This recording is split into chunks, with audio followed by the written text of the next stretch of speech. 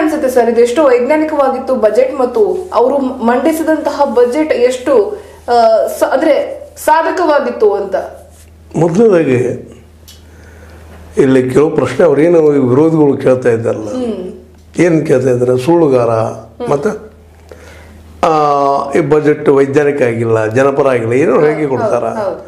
ಅದರ ಸುನೀಲ್ ಕುಮಾರ್ ಅನ್ನುವಂಥ ಒಬ್ಬ MLA ಅವರಿದ್ದಂಥವ್ರು ಏನಿಲ್ಲ ಇನ್ನೂ ಬಜೆಟ್ ಮಂಡನೆ ಸ್ಟಾರ್ಟೇ ಮಾಡಿಲ್ಲ, ಆಲ್ರೆಡಿ ಏನಿಲ್ಲ ಇದರಲ್ಲಿ ಏನಿಲ್ಲ ಅಂತ ಹೋಗ್ತಾ ಇರ್ತಾರೆ. ಅದು ಮನುಷ್ಯದ ಮೇಲೆ ಲಾಸ್ಟಿಗೆ ಬಂದು ಅದು ಏನು ಎಂತೂ ಎಲ್ಲಿ ಫೇಲ್ಯೂರ್ ಆಗಿದೆ ಹೇಳ್ಬೇಕದನ್ನು. ಏನು ಫೇಲ್ಯೂರ್ ಆಗಿದೆ, ಏನು ಹೇಳ್ತಾ ಇದ್ದಾರೆ ಅವ್ರ ವಾದ ಏನು ನಿಮಗೆ ಗೊತ್ತಿದ್ದಂಗೆ? ಇಲ್ಲ, ಅವ್ರು ಹೇಳ್ತಾ ಇರೋದು ಏನಂತಂದ್ರೆ ಕೇವಲ ಅಲ್ಪಸಂಖ್ಯಾತರಿಗೆ ಜಾಸ್ತಿ ಪ್ರಿಫರೆನ್ಸ್ ಕೊಡ್ತಾ ಇದ್ದೀರಾ, ಬರೀ ಮಾತಲ್ಲಿ ಮಾತ್ರ ಅಲ್ಲ ಬಜೆಟ್ ಅಲ್ಲೂ ಕೂಡ ನೀವು ಅಂತಹದ್ದೇ ಧೋರಣೆನ ತೋರಿಸ್ತಾ ಇದ್ದೀರಾ, ಹೀಗೆ ಇನ್ನು ಬೇರೆ ಬೇರೆ ಕ್ಷೇತ್ರಗಳಿಗೆ ನೀವು ಅನುದಾನ ಕೊಡ್ಬೇಕಾಗಿತ್ತು ಅಂತ. ಈಗ ಇದು ಬಜೆಟ್ 3,71,383 ಕೋಟಿ ರೂಪಾಯಿ ಬೃಹತ್ ಬಜೆಟ್ ಅದ. ಈ ಬಜೆಟ್ನಲ್ಲಿ ಅಲ್ಪಸಂಖ್ಯಾತರಿಗೆ ಎಷ್ಟು ಕೊಟ್ಟಿದ್ದಾರೆ ಅವರು?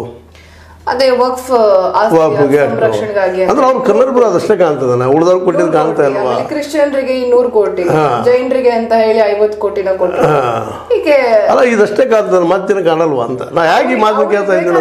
ಅದೇನೆ ಅಲ್ವಾ ಸರ್, ಅವರಿಗೆ ಎತ್ತಿ ತೋರ್ಸಕ್ಕೆ ಅಥವಾ ಈ 80-20 ಅಂತ ಮಾಡೋದಕ್ಕೆ ಅಲ್ಲ ರೀ, ಜನರ ಪರವಾಗಿ ಇವತ್ತು ನೀವು ಗ್ಯಾರಂಟಿ ಬಗ್ಗೆ ಏನೋ ಮಾತಾಡ್ರಿ, ಲಾಸ್ ಆಗ್ತದ, ಬಜೆಟ್ ಹಾಳಾಗಿ ಹೋಗ್ತದ, ದಿವಾಳಿ ಆಗ್ತದೆ, ಏನೋ ಅನ್ರಿ. ಇಲ್ಲಿವರೆಗೆ ಈ 9 ತಿಂಗಳಲ್ಲೇ 36,000 ಕೋಟಿ ರೂಪಾಯಿಗಳು ಅವ್ರನ್ನ ಖರ್ಚು ಮಾಡಿದರು. ಯಾರು ಬೇಡದು? ಜನರು ಬೇಡೋದಿಲ್ಲ ರೀ. ಆ ಜನರಲ್ಲೇ ಕ್ರಿಶ್ಚಿಯನ್ರು ಇದ್ದಾರೆ, ಮುಸ್ಲಿಮ್ಸು ಇದ್ದಾರೆ, ಇನ್ನೂ ಕಮ್ಯುನಿಟಿ ಅವರು ಇದ್ದಾರೆ, ಹಿಂದೂಗಳಿದ್ದಾರೆ, ದಲಿತರಿದ್ದಾರೆ, ಎಲ್ಲರೂ ಇದ್ದಾರೆ. ಅವರೆಲ್ಲರ ಮೇಲೂ ಈಗ 36,000 ಕೋಟಿ ರೂಪಾಯಿ ಖರ್ಚು ಮಾಡಿದರು. ಅದು ನಿಮ್ಗೆ ಕಾರಣ ಇಲ್ಲ, ಇದು ಲಾಸ್ ಆಯ್ತು, ದಿವಾಳಿ ಆದರೆ ಈಗ ನಿಲ್ಬೇಕಾಯ್ತಲ್ಲ ಗಾಡಿ, ಅದು ಎಲ್ಲಿ ತುಳಿತರ್ತಾ ಇದ್ದಾರೆ ಅವರು?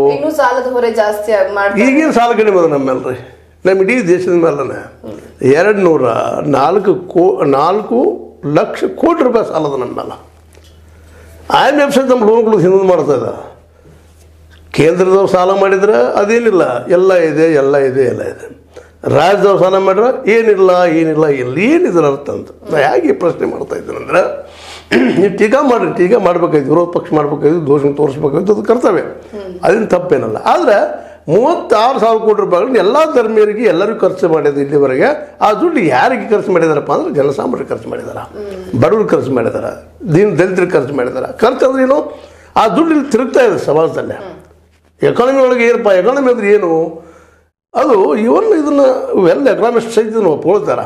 ದುಡ್ಡು ಮಾರ್ಕೆಟಲ್ಲಿ ದುಡಿಬೇಕು, ದುಡಿದ್ರೆ ಉದ್ಯೋಗ ಸೃಷ್ಟಿ ಆಗ್ತದೆ ಅಂತೇಳಿ. ಈಗ ಆಲ್ರೆಡಿ ಯಾರು ಹೊಗಳಿದವರು ಬಿಟ್ಟವರು ಬೇರೆ ಮಾತು, ಒಂದು ಆರ್ಥಿಕವಾಗಿ ಸಹಿತ ಕಣ್ಣಿ ಕಾಣುವಂಥ ವಿಷಯ ಆಗ್ಯದ. ಮತ್ತು ಟೀಕಾ ಮಾಡಿ ಇದರಿಂದ ಏನು ಲಾಸ್ ಆಗ್ಯದ, ಎಷ್ಟು ಲಾಸ್ ಆಯ್ತು, ಎಲ್ಲೆಲ್ಲಿ ಲಾಸ್ ಆಯ್ತು ಹೇಳಿ, ಅದನ್ನು ಸಂತೋಷದ ನೀವು ವಾದ ಮಾಡಿರಿ, ಇದೆಲ್ಲ ನೀವು ಟೀಕಾ ಮಾಡಬಾರ್ದು ಅಂತ ಹೇಳಲಿಲ್ಲ. ಮತ್ತು ಡೆಮೋಕ್ರಸಿ ಒಳಗೆ ವಿರೋಧ ಪಕ್ಷ ವಿರೋಧನ ಇವರು ಏನು ತಪ್ಪು ಮಾಡ್ತಿರ್ತಾರೆ ಎದ್ದು ತೋರಿಸೋದು.